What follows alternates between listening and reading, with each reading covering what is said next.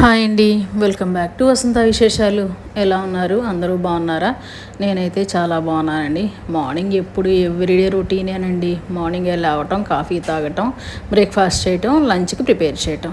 ఇవాళ కూడా అంతే. పొద్దున్నే సాంబ్రాలు వెలిగించుకుని పాలు పొయ్యి మీద పెట్టి ఫ్రిడ్జ్లో మేగడ ఉన్నదండి, అదంతా ఎక్కువైపోయినదని ఇవాళ వెన్న కాసేద్దామని ఆలోచిస్తున్నాను అనమాట. వెన్న నెయ్యి తీసేద్దామని ఇలా మిక్సీలో వేసేసుకొని వెన్నపూస ముందు ప్రిపేర్ చేసేసుకున్నాను.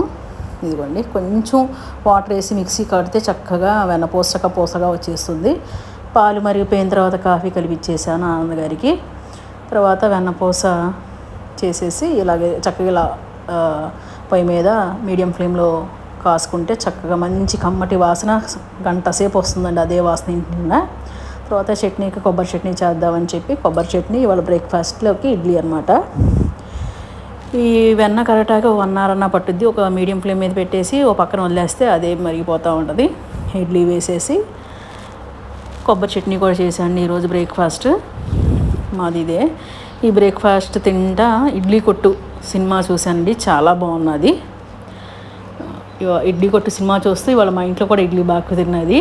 అందుకే ఇడ్లీ తింటూ ఇడ్లీ కొట్టు సినిమా చూస్తున్నా. ఈలోపు నెయ్యి అయిపోయినది, దాన్ని ఫిల్టర్ చేసేసుకున్నాను.